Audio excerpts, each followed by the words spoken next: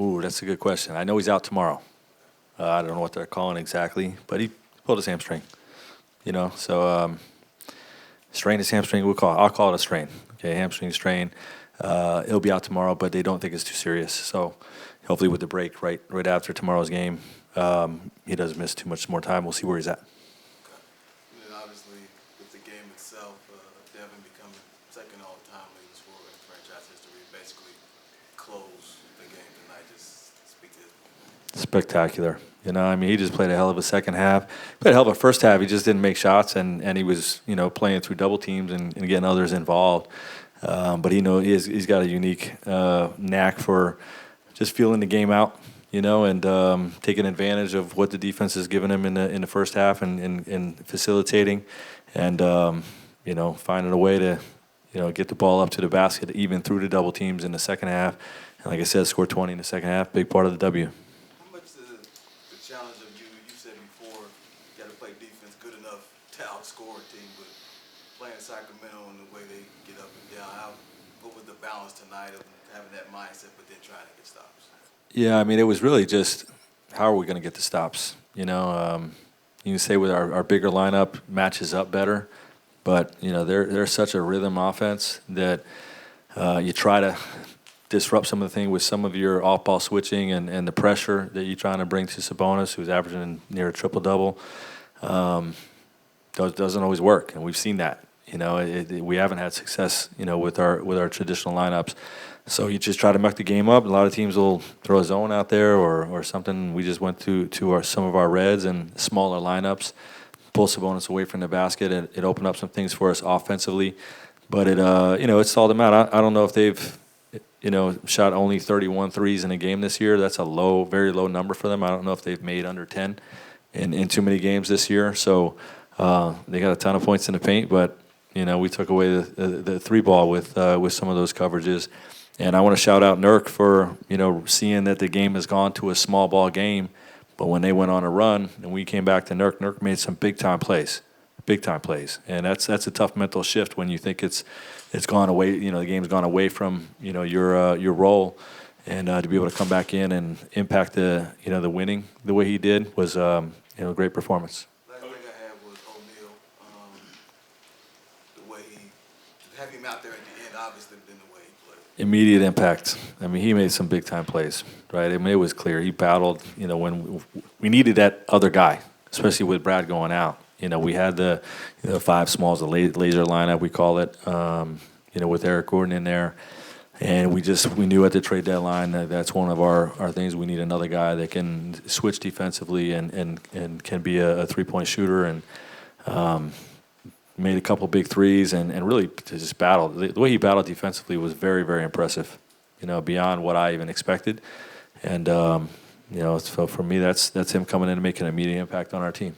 In that small lineup with Royce, how much does he improve the functionality of that group on both ends with what he can do? Yeah, well, I think you saw a little, again, like he exceeded my expectations on both sides because offensively, he used the pick and roll. They went under and he rised up and bombed it. And then he making backside threes as well. He had some redrive plays. I think he got all the way to the rim for a dunk, when Nurk was stealing his guys. So he hurt them in a lot of different ways offensively, just playing through double teams and the covers that they were throwing at our guys. So he was really good. I also want to say that Josh Okogie and Nasir Little came in and played big-time roles with Brad going out. We need somebody to pick up the slack. Josh throughout the game had great defensive plays, made plays in the pocket, made a big three in the right corner. And, that was needed for our RW. And Nas, it's very difficult to not play the whole first half and then get your number called late in the third quarter and be able to come in and be ready. So he came in and gave us some big-time minutes, a big-time block. He also made a wing three. And, both of those guys and Royce, all big factors in the W. That was one of those games where if you didn't have the score in front of you in the first half, you might have thought Sacramento was up maybe 15-20, but you guys were in it the whole time. What was the message in the huddle throughout the game that stuck with it? Yeah, the composure was very impressive with our guys.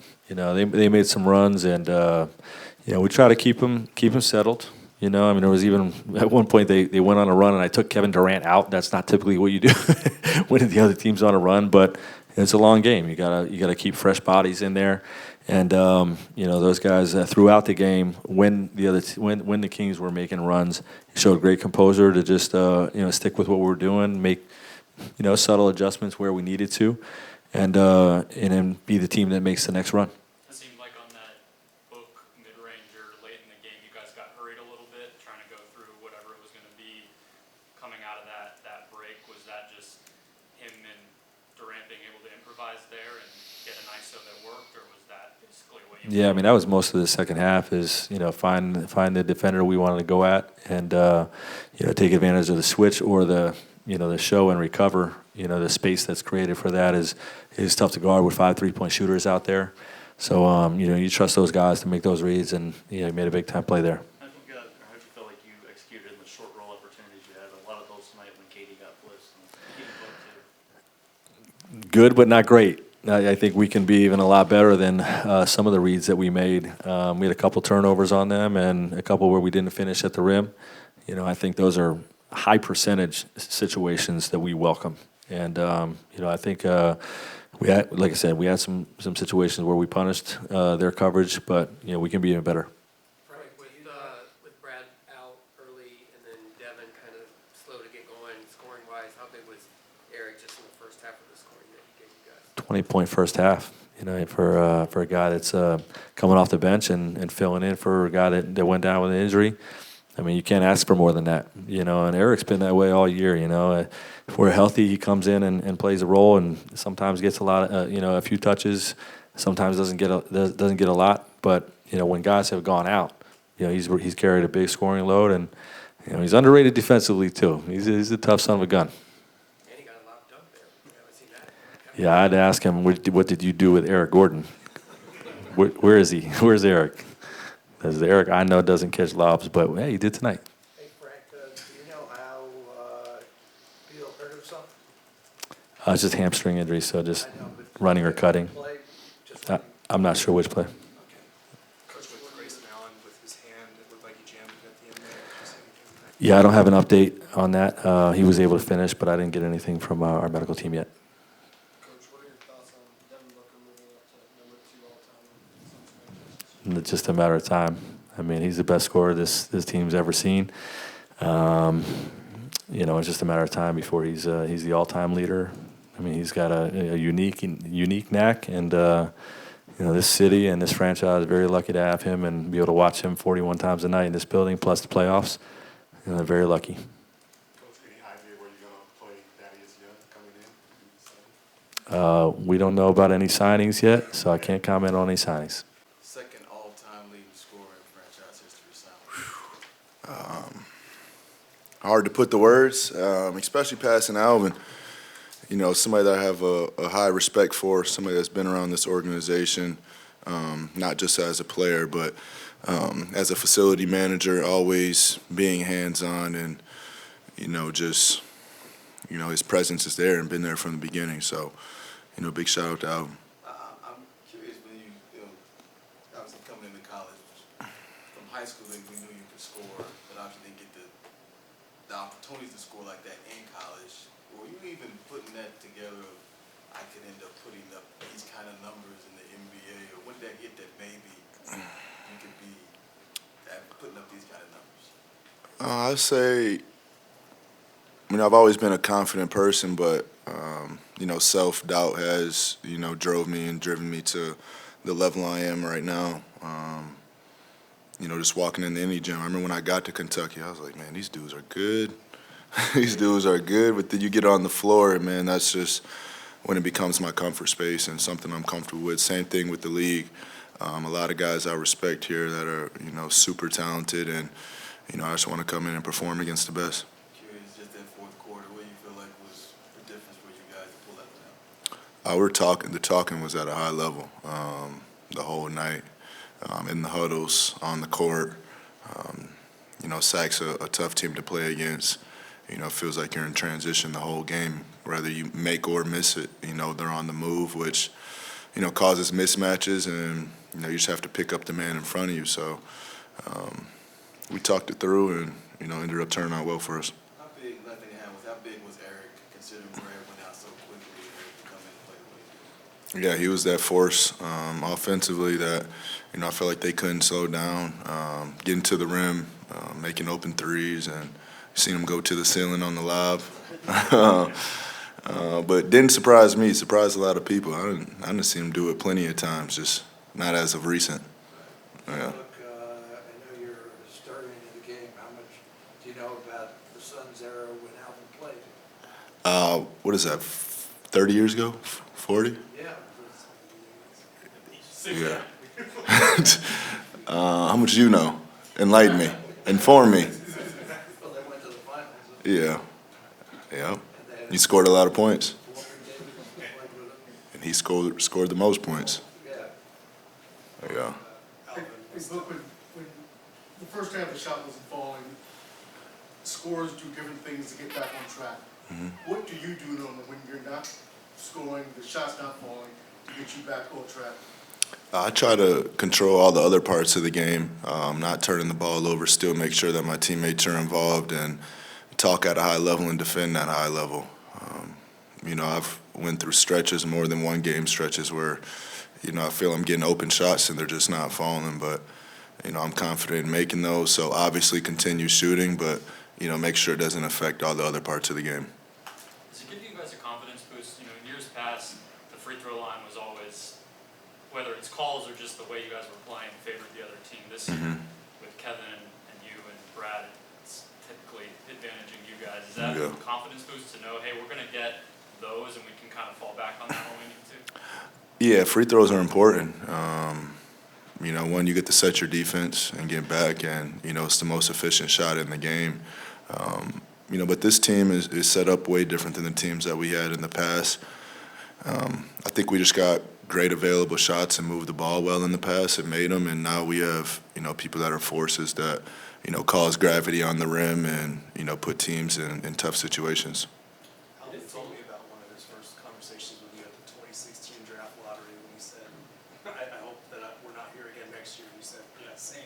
Yeah. Is it weird to think about how far you've come in terms of this is the guy you've passed on the scoring list and now you're on a team that's competing in the playoffs every year? Yeah. And like how I started, he's always been involved and hands-on and somebody to talk to.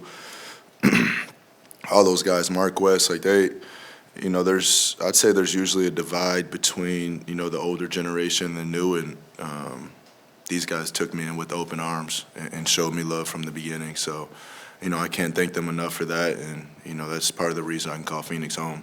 Look, with Royce in those small lineups, how does he unlock another gear for you guys and what you were able to do tonight? Yeah, I don't have how many assists did he have? I don't have a stat sheet. It was 4 or 5.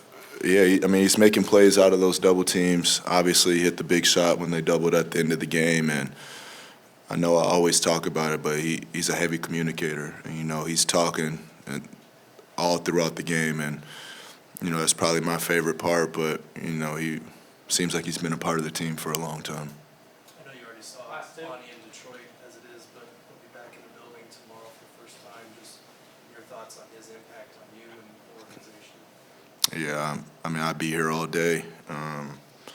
Finally found stability, in my career, and I think starting with the bubble run in the year before till now, Mount was a huge part of that in setting the culture, setting the foundation, and turning Phoenix basketball back into winning basketball. With one more game before the All-Star, what do you want to see from yourself, the team, as you guys look to close out strong? Win the game. Another to see Devin become second all-time here and to have that kind of close he had in the fourth. Just your thoughts on that. Yeah, just a savant of the game. The work he puts in, shows up on game nights every night, and he inspires a whole generation of players. So this is, as he hit these milestones, it's just actually what I expect him to do at this point. And he deserves to be the #1 all-time leading scorer in Suns history with the work he's put in. So I can't wait for that day. I don't know how many points he got until he passed that. Walter's like at 15,000. Also another season or two, another season, and that just shows, he hit the ground running as a rookie, and hasn't looked back since. And it's meant so much to the people here in Phoenix and in the state of Arizona. So congrats to him. But I know he wants number one. Devin, wasn't a top 5 pick or anything like that, and you played against a lot of guys. When was the first time you played against him and you were like, oh, this guy, is legit? I think his first year when he would come in and have little spurts off the bench. I think we played him earlier in the season, his rookie year. I can just remember him having little spurts. You leave him open, hit a 3, or he'd drive to the rim for a layup, And you could just see the glimpses. And then they start playing no more, and and he became like, even though he wasn't an all-star, it felt like he was playing like one. So I want to say probably second year is when I was like, all right, he's gonna be around for a while. It would be easy for someone in Nurk's position to kind of like fall and sag into the bench a little bit with how long you guys are going small, but he comes back out and makes a couple huge plays. Like just what you saw from him in that stretch. I mean, he's a vet. He's supposed to handle every situation like that. He understands what this league is about. He understands who he is as a player. So, when you're secure with yourself like that, you can come out and make an impact regardless. When you were in Brooklyn, it felt like that's when you really started to piece together some small ball lineups the way that we're seeing you guys play with now. Did you experience anything in those years with so many different guys revolving that you can maybe draw from with new additions now and different pieces kind of forming those types of units here? Yeah, I really think it started when I was in OKC. We would go small and move Serge to the 5, and Perk would go to the bench, and we would play units like that. That was really before a lot of small ball was being used, and that just helped me understand more of my responsibilities as a player when you play in a smaller lineup, which is protect the rim and rebound and do all the little dirty stuff, and so you get used to doing that stuff. And then with the Warriors, we play small all the time.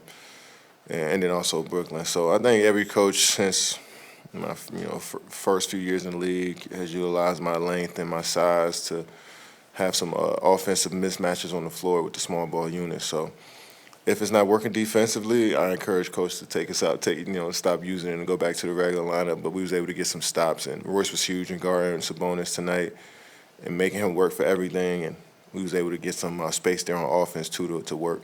You said before when Royce was in Brooklyn that he was having to do things he wasn't normally required to do. Is that an example of tonight having to do things? He was playing point guard for us last year a lot of the time, initiating the offense. I didn't know Royce could pass that way until last year. He's a smart player. You see him tonight. 5 or 6. 5.